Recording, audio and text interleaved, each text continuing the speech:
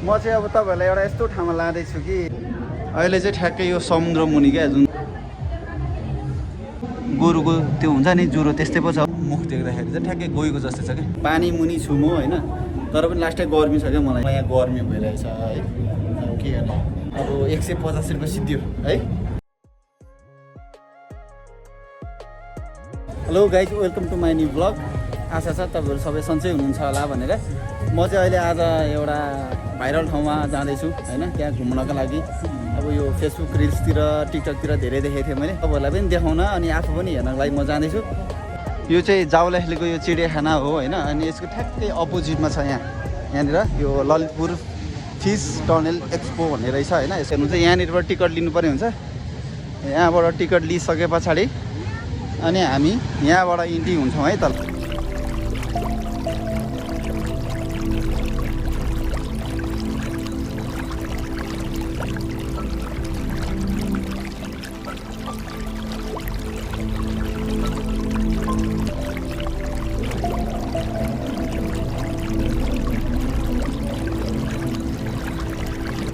म चाहिँ अब तपाईँहरूलाई एउटा यस्तो ठाउँमा लाँदैछु कि हुन्छ नि आफू जमिनमा भएर पनि एउटा समुद्रको फिल हुन्छ नि सक्छ सायद तपाईँहरूलाई होइन। मलाई चाहिँ त्यस्तै फिल भयो फर्स्ट टाइम।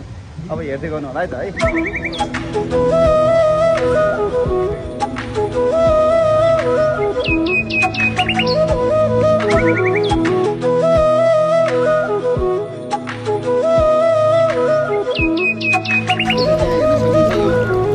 माछाको अर्कै छ क्या यो बनावट स्ट्रक्चरै है। नर्मली हामीले गाउँमा हेरिरहने माछा देखिरहने माछाहरू भन्दा चाहिँ एकदम डिफ्रेन्ट छ क्या। कति कलरफुल हेर्नु त यहाँ।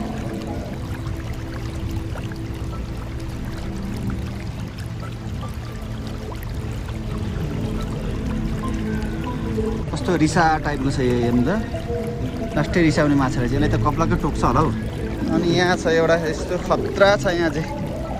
यो चाहिँ कस्तो ज्वरो भएको क्या गोरुको त्यो हुन्छ नि ज्वरो त्यस्तै पो छ हौ माछा त्यसको त। हेलो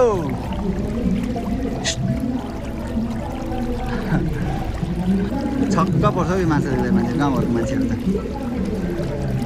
आइज भाइ आइज आइज। यो चाहिँ एउटा मात्रै रहेछ होइन यहाँनिर। यहाँ चाहिँ मैले त्यो माछाहरू हेर्दाखेरि नै एकदम छक्क परेँ क्या। यस्तो पनि माछाहरू पाइँदो रहेछ भनेर होइन।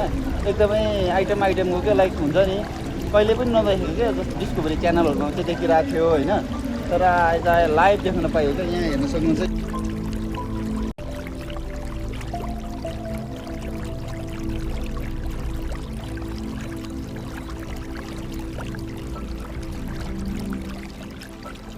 कति कलरफुल छ क्या। ओ माइ गॉड कति सानो सानो हो यार। यस्तो राम्रो हो क्या। यहाँ पनि त्यस्तै छ। अहिले चाहिँ ठ्याक्कै यो समुद्र मुनि क्या जुन हुन्छ नि कता कता त्यो भिडियोहरूमा देखिरहेको थिएँ मैले होइन। त्यस्तै फिल हुने क्या। आफू माथि पुरै यहाँ माछाहरू खेलिरहेछ। आफू चाहिँ यहाँ मुनिबाट हेरेर मजाले मनोरञ्जन लिन सकिने रहेछ। यो चाहिँ नर्मली हाम्रो गाउँघरतिर पाउने माछा जस्तै रहेछ। अनि अरे यो त के हो। अनि यहाँ छ अर्को एउटा कस्तो व्हाइट कलरको माछा। यहाँ टक्क समाएर कलर लगाइदिए जस्तो छ क्या यहाँ त्यसको त। हो कति ठुलो यो माछाको कति लामो मुख हो क्या। गएको जस्तो छ यसको चाहिँ ठ्याक्कै। यो माछाको मुख देख्दाखेरि चाहिँ ठ्याक्कै गएको जस्तो छ क्या। आँगर भाइ आँगर नि यसले क्या साइलेन्ट पाराले हिँड्दो रहेछ।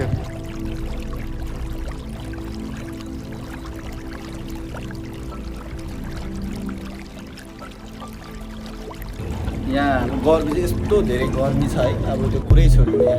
अब यहाँ पानी मुनि छु म होइन तर पनि लास्टै गर्मी छ क्या मलाई। के भन्छ अब समुद्रमा डुब्दाखेरि पनि मान्छेलाई गर्मी हुन्छ नि त कोही कसैलाई होइन। त्यस्तै फिल भयो। म पानी मुनि छु अहिले होइन। यो पुरै पानी हो यता हेर्नु सक्नुहुन्छ। यहाँ माछा पनि छ तर मलाई यहाँ गर्मी भइरहेछ है। अब के गर्नु दौवामा हामीले हेरिसक्यो माछाहरू। अब हामी निस्किने पर्ने हुन्छ होइन। अब 150 रुपियाँ सिद्धियो है। यो 150 रुपियाँ धेरै ठुलो पैसा होइन। 150 रुपियाँले अनुभव गर्नु सकिन्छ। 150 रुपियाँले ठुलो धेरै नै है।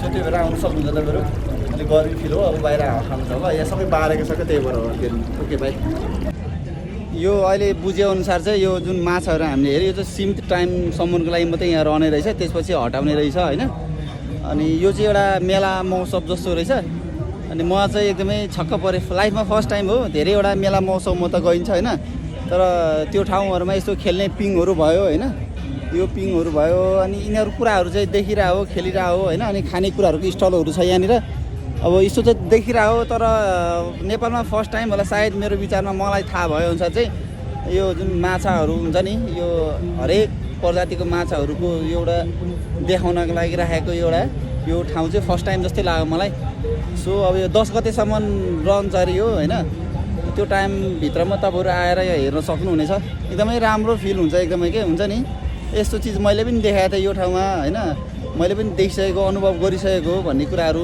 चाहिँ आफ्नो मनमा हुन्छ क्या सो त्यही भएर आउन सक्नुहुन्छ एकदमै राम्रो छ ठाउँ अनि त्यो सँगसँगै तपाईँहरू आएर यो पिङहरू खेल्न सक्नुहुन्छ यहाँ आएर होइन अनि तर यो यहाँ आउँदाखेरि चाहिँ 2 बजे अथवा 2 बजे पछाडि चाहिँ आउनु होला तपाईँहरू अहिले आएर कामै छैन म अहिले बिहान 11 बजीतिर आएको यहाँ होइन मान्छेहरू नै छैन क्या त्यो त्यही भएर अलिकति सुनसान छ ठाउँ अलिकति कस्तो कस्तो त्यो मेला होइन कि जस्तो पनि फिल हुँदो रहेछ त्यो कारणले गर्दाखेरि तपाईँहरू चाहिँ 2 बजे पछाडि आउनु होला त्यति बेला घामहरू पनि खासै लाग्दैन अनि त्यो बेला चाहिँ मान्छेको क्राउड एकदमै धेरै हुन्छ अनि मजा हुन्छ मेलामा रमाउन है ओके बाई बाई गाइज अब आजलाई यति नै हो भ्लग है फेरि नेक्स्ट भ्लगमा हामी भेट्ने नै छौँ त्यो टाइमसम्म हजुरले यो भिडियो हेरेर माया ममता हरेक कुराहरू देखाइदिनुहुन्छ भन्ने पूर्ण आशाका साथ म बिदा हुन चाहन्छु हस्त नमस्ते बाई बाई